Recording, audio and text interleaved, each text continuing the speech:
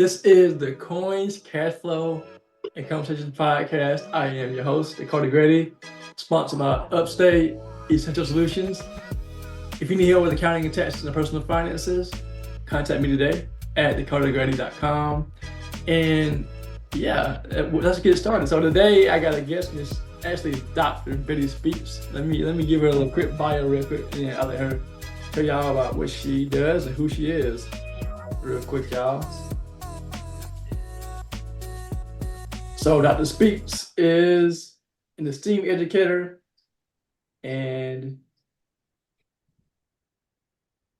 graduate of the University of Maryland, University College, United Graduate College and Seminary International, Word of Life Ministries International, as well as numerous other prominent institutions to include her life journey accolades. So, Dr. Speaks, welcome to the podcast.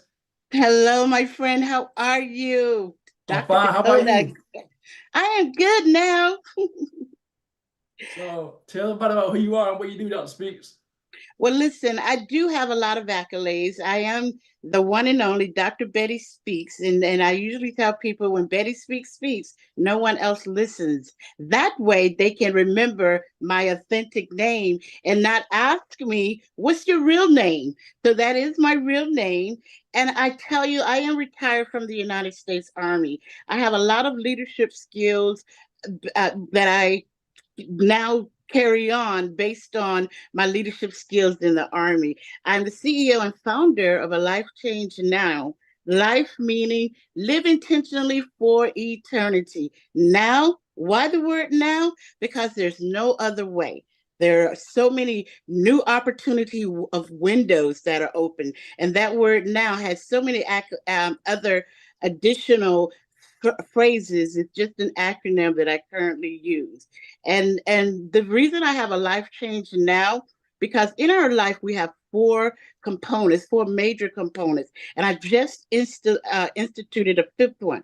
That's professional development, personal development, spiritual growth, financial literacy, and then the fifth one is health. So I will turn the mic back over to you, my friend, because I know you only gave me a limited time. Thanks, Dr. Speaks. So, let's talk about leadership and your role in the Army. How did you learn leadership? I guess you can define it, and then how did it take part in your life as, say, being in the Army? I am that first child that was born. So being the firstborn, you automatically assume leadership responsibilities, right? You have a first child. I know this. So after this graduated from high school, I decided to join the military. Oftentimes people would graduate from high school and then they would come back to high school and bully those students that are still in school. It's like, what are you going to do with your life? Why are you here bothering us? We want to get our education too. So I said, when I graduate, I am not going to come back and be a hang around.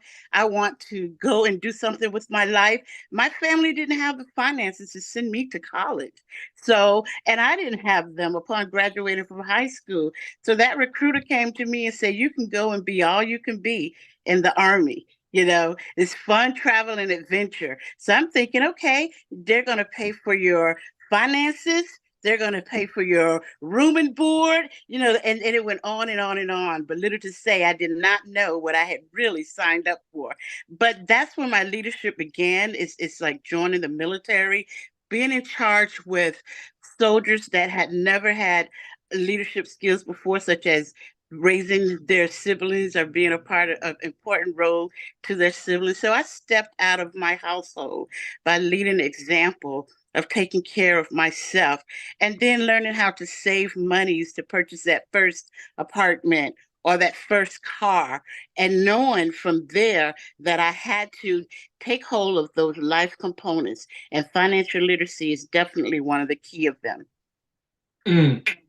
So, managing your finances in the Army, like I have a niece in the Army, and actually I have a client who was in the Army too, or I think in the Army. And actually my niece is in the Air Force, excuse me. But my client was in the Army, if I'm not mistaken. And actually she was saying that, no, Air Force too. I was thinking about that.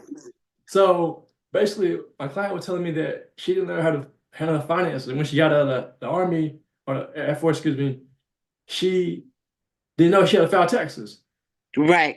Is that something that they did not teach financial literacy in the Army or in the Oh Air my Force or in the goodness. military?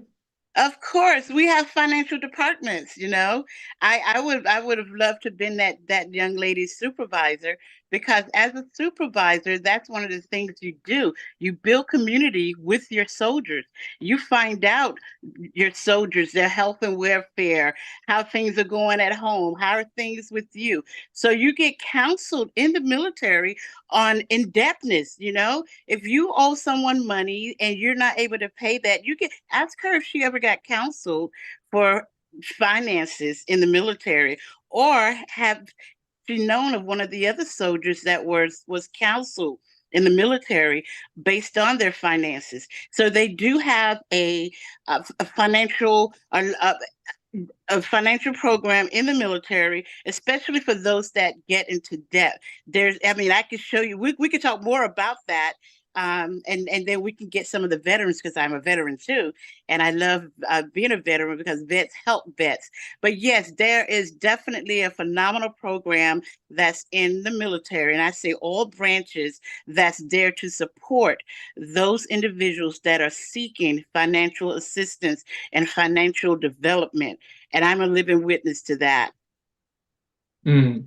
I guess it's what people want to know about. I guess if it's that if things are available, resources are available, maybe they didn't know about it or they just didn't think about it. I don't know. I mean, like, what is your take on that? And I think I remember being in the eighth grade, and my classmates and I are still best friends today. And one of the things I recall one of the other classmate asking her, "How do you know so much?" And she replied, "Reading is fundamental." You know, if you don't research something, you'll never find anything out. Now with Google and some of these other platforms, you could just research military assistance for finances or finance, whatever that thing is ticking in your head. You can Google it.